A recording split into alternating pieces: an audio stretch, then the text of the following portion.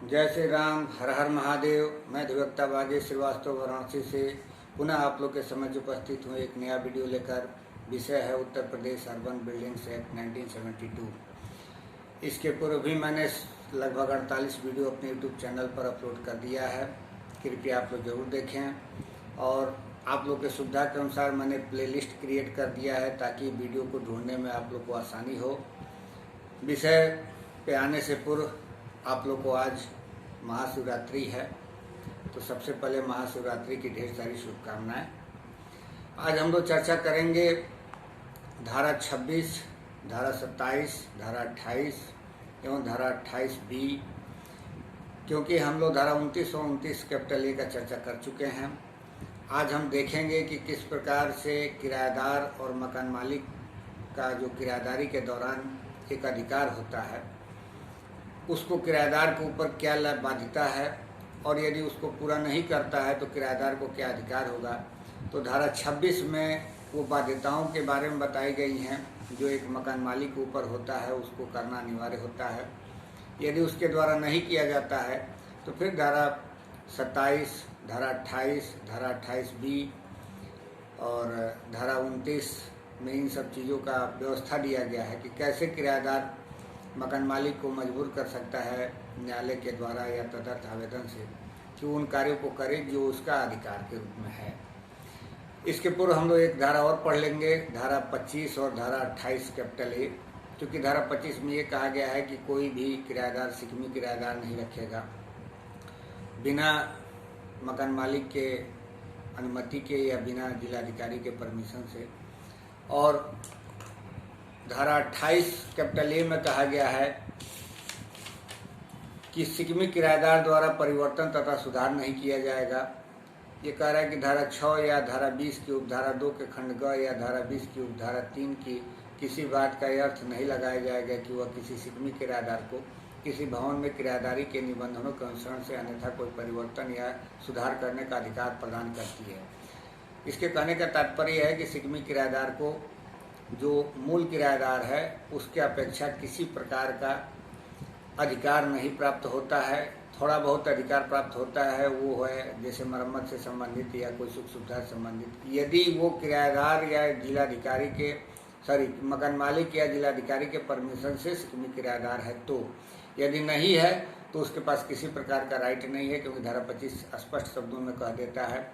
कि यदि कोई किराएदार सिकमी किराएदार रखता है बिना मकान मालिक या जिलाधिकारी के परमिशन से तो अनुमान्य नहीं है। अब आते हैं हम लोग धारा 26 को देख लेते हैं कि एक मकान मालिक पे क्या क्या बाध्यताएं हैं। तो जितनी सुख सुविधाओं की बात कही गई है वो सुख सुविधाओं को प्रदान करने की बाध्यता है, प्लस जो समय समय पे मरम्मत आदि की ज़रूरत पड़ती है उन सब चीज़ों की बाध्यताएं हैं, वो धारा 26 में वर्णन किया गया है, उसको हम लोग देख लेते हैं। और यदि धारा 26 में जो बाध्यताएं हैं मकान मालिक नहीं करता है तो फिर तब रेमेडी के रूप में धारा 27 एवं धारा 28 और धारा 28B और 29 और 29A में उन सब व्यवस्थाओं को दी गई है।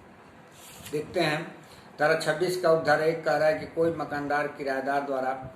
उपमांग की जाने वाली किन्हीं सुख सुविधाओं को बिना वैध प्राधिकार अथवा कारण से समाप्त नहीं करेगा और न ही उनको रोकेगा अथवा उसमें कमी करेगा, ये बात कही गई है। अब उपधारा 2 कह रहा है कि मकानदार किराएदारी के अधीन भवन को वातरक्षी तथा जलरक्षी बनाए रखने के लिए बाध्य होगा और किसी प्रतिकूल लिखित संविदा के अधीन रहते हुए कोई किराएदार भवन में उसके द्वारा कराए गए किसी सुधार को किराएदारी जारी रहने के दौरान अथवा उसके समाप्त होने के पश्चात न तो गिराएगा और न सचल किस्म के फिक्चरों को छोड़कर ऐसे सुधार में प्रस्तुत किसी सामग्री को हटाएगा। इसका स्पष्टीकरण कर रहा है कि पद सुधार में प्रयुक्त किसी सामग्री के अंतर्गत बिजली के काम के तार लगाना, किसी जन संयोजन से संबंध कोई पाइप भी है। और उपधारा 4 इसका कह रहा है कि मकानदार अनिवार्यतः किराएदार को उसको दे किराए की प्राप्ति की रसीद देगा। तो इतनी बाध्यताएं मकान मालिक के ऊपर है कि पहला तो वो उन सुख सुविधाओं से वंचित नहीं करेगा। दूसरा ये कह रहा है कि किसी प्रकार का सुधार का ज़रूरत है, जैसे बिजली के तार वगैरह में कोई परेशानी आ गई है, कोई जल से संबंधित है, तो उसका भी कार्य कराया जाएगा मकान मालिक द्वारा। ये उसके ऊपर एक प्रकार से अधिभार होता है। साथ में उस मकान को वातरक्षी और जलरक्षी के रूप में बनाए रखने का भी दायित्व मकान मालिक पर होता है। अब धारा 27 में ये बताया गया है और धारा 28 में कि यदि उसके द्वारा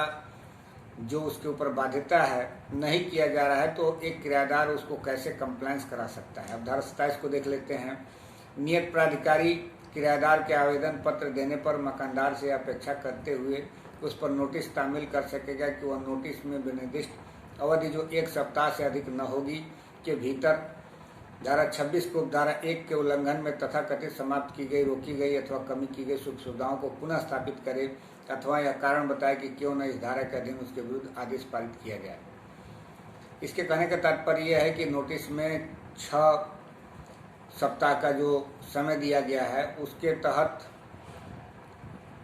1 सप्ताह का जो समय दिया गया है उसके तहत मकान मालिक को उन सुख सुविधाओं को प्रोवाइड करने का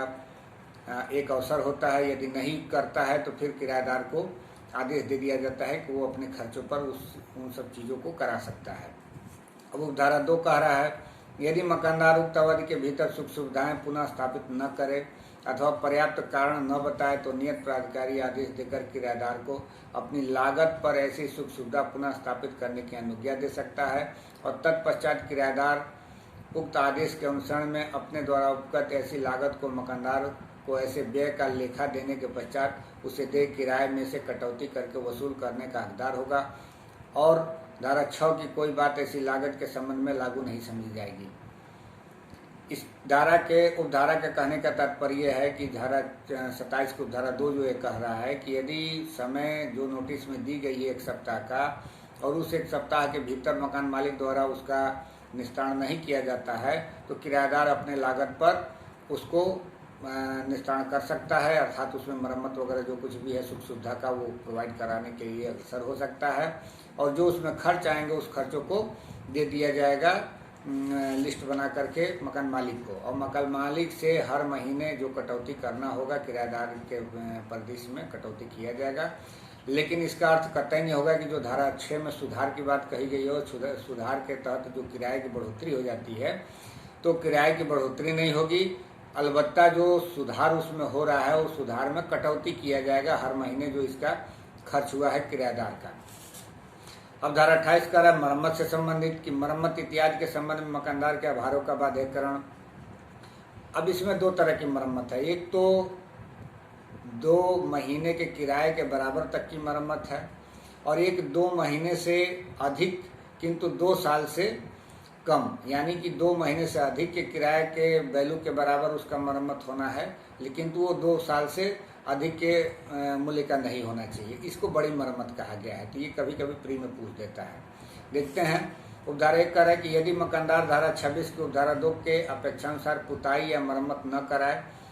तो किराएदार लिखित नोटिस देकर उससे उक्त नोटिस तामील होने के दिनांक से 1 महीने के भीतर उक्त कार्य कराने के लिए कह सकता है। अब यहाँ जो मरम्मत की बात है वो 1 महीने की बात कहा गया है लिखित नोटिस में और वहाँ पे जो बात कही गई है सुख सुविधा का धारा 27 में वो 1 सप्ताह के भीतर होता है। मकान मालिक को न्यायालय द्वारा नोटिस दिया जाता है। अब उपधारा 2 कह रहा है कि यदि अपेक्षित पुताई या मरम्मत की लागत 1 वर्ष में 2 महीने के किराए की धनराशि से अधिक होने की संभावना हो तो किराएदार अपने नोटिस में मकानदार को धारा 6 को बंधों के अनुसार ऐसे बढ़े हुए किराए का भुगतान करने की अपनी स्वीकृति की भी सूचना देगा। अब इसके कहने का तात्पर्य यह है कि यदि कोई ऐसा मरम्मत है जो 2 महीने के किराए से अधिक का किराया उसमें सम्मिलित हो जाता है तब उस कंडीशन में किराएदार को धारा 6 के तहत जो सुधार किया जाता है और उसमें बढ़ोतरी का 1% हर महीने के रूप में इनसे लिया जाता है मकान मालिक से किराएदार से, वो फिर यहाँ अप्लीकेबल हो जाएगा। लेकिन यदि 2 महीना से कम का खर्च पे किराए के खर्च पे यदि कोई मरम्मत है तो उसके लिए धारा नहीं लागू होगा। उपधारा 3 कह रहा है कि यदि मकानदार नोटिस का अनुपालन न करे तो किराएदार स्वयं पुताई या मरम्मत ऐसी लागत पर करा सकता है जो 1 वर्ष में 2 महीने के किराए से अधिक न हो और उक्त धनराशि को किराए में से काट लेगा और किसी भी ऐसी दशा में वह उपगत व्यय का लेखा मकानदार को प्रस्तुत करेगा। तो जो 2 महीने से कम के किराए के लागत में कोई यदि मरम्मत है तो उसके लिए यदि मकान मालिक नहीं करवा रहा है तो किराएदार स्वतंत्र है कि नोटिस देने के पश्चात यदि उस पर नहीं कार्रवाई हो रही है तो अपने स्तर पर खर्च करके वो करा सकता है और उसका पूरा लेखा जोखा मकान मालिक को दे सकता है और किराए में वो कटौती भी कर सकता है। उपधारा 4 क्या कह रहा है कि यदि किराएदार का यह दावा हो कि भवन में ऐसी सीमा तक पुताई या मरम्मत अपेक्षित है जिसकी लागत 1 वर्ष में 2 महीने की किराए की धनराशि से अधिक हो जाने की संभावना हो, जिसे तत्पश्चात इस धारा में बड़ी मरम्मत कहा जाता है, और मकानदार या तो उक्त कार्य करने के उत्तरदायित्व से इनकार करे या नोटिस का अनुपालन न करे तो किराएदार उपधारा 5 के अधीन आदेश के लिए नियत प्राधिकारी को आवेदन पत्र दे सकता है। यानी कि जो बड़ी मरम्मत कराने की बात है तो उसके लिए नियत प्राधिकारी को आवेदन पत्र किराएदार द्वारा दिया जाएगा यदि मकान मालिक द्वारा मरम्मत नहीं कराया जाता है तो। अब उपधारा 5 क्या कह रहा है, नियत प्राधिकारी उपधारा 4 के अधीन आवेदन पत्र प्राप्त होने पर पक्षों की सुनवाई का अवसर देने के पश्चात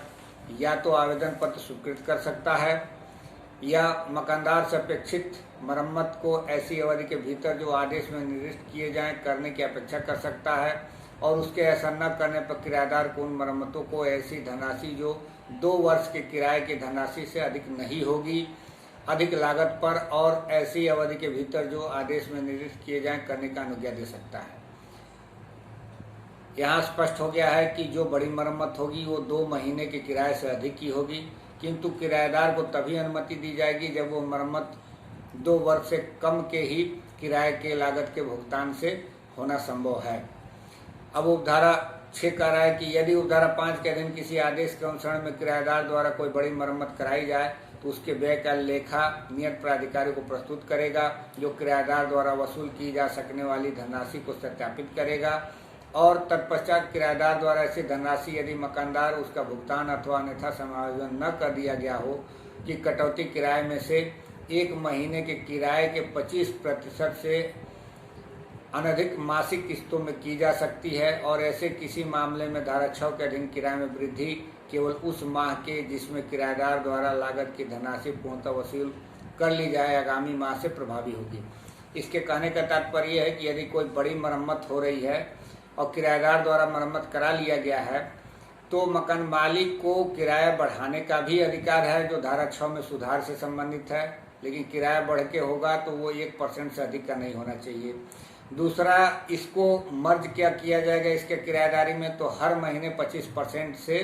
अनधिक का किराए में मर्ज करते हुए इसकी कटौती की जाएगी, और जब पूरा हो जाएगा इसका लागत जो भी है तब उसके महीने जिस महीने में पूरा होगा इसके कटौती का उसके अगले महीने से जो बढ़ोतरी सुधार वाला किराया वसूलने का अधिकार होता है मकान मालिक को तब वो लागू होगा। अब उपधारा 7 कह रहा है कि उपधारा 5 या उपधारा 6 के अधीन नियत प्राधिकारी के किसी भी आदेश के विरुद्ध कोई अपील या पुनरीक्षण न किया जा सकेगा और वह अंतिम होगा। इस प्रकार से ये जो आदेश दिया जाएगा मरम्मत के लिए वो नियत प्राधिकारी द्वारा जो भी आदेश किया जाएगा वो अपील और पुनरीक्षण के अधीन नहीं होगा और ये अंतिम होगा। इसके पश्चात धारा 28 ख हम लोग देख लेते हैं। इसमें करें किराएदार का जल संयोजन तथा सफाई का सामान लगवाने का अधिकार। किसी स्थानीय प्राधिकरण से संबंधित तत्समय प्रवृत्त किसी विधि में किसी बात के होते हुए भी किराएदार जिसके अंतर्गत सिकमी किराएदार भी है को अपनी किराएदारी के भवन में अपनी लागत पर जल संयोजन, बिजली का कनेक्शन और सफाई का सामान लगवाने का अधिकार होगा, और प्रत्येक ऐसे कार्य के संबंध में धारा 26 की उपधारा 3 के उपबंध लागू होंगे। इसके कहने का तात्पर्य है कि किसी प्रकार का कनेक्शन वगैरह की बातें आती हैं जैसे जल निगम से या विद्युत विभाग से, तो उसमें किराएदार को ये स्वतंत्रता होगी। साथ में यदि मकान मालिक के सहमति से या जिलाधिकारी की सहमति से कोई सिकमी किराएदार है तो उसको भी यह अधिकार होगा कि वो अपना कनेक्शन ले सके अपने नाम से, और बाकी के टर्म्स कंडीशन जो है जो किराएदार को बिजली और पानी का जो किराया देना होता है वो देता रहेगा। तो इस प्रकार हम लोगों ने देखा कि एक मकान मालिक की क्या बाध्यता है एक किराएदार के प्रति, और उस बाध्यता को पूरा न करने पर एक किराएदार को क्या अधिकार है। हमें आशा है कि आप लोगों को ये बातें जरूर समझ में आई होगी। मैं अगले वीडियो में पुनः हाजिर रहूँगा, और पुनः आग्रह है कि अभी तक मेरे इस चैनल को जिन व्यक्तियों द्वारा सब्सक्राइब नहीं किया गया है कृपया सब्सक्राइब जरूर कर लें, अधिक से अधिक लोगों को शेयर करें और बेल आइकन पर क्लिक कर दें ताकि जब भी मैं कोई वीडियो अपलोड करूं तो उसकी सूचना आप लोगों को तुरंत मिल जाए। मिलते हैं अगले वीडियो में, तब तक के लिए इजाज़त दीजिए। धन्यवाद।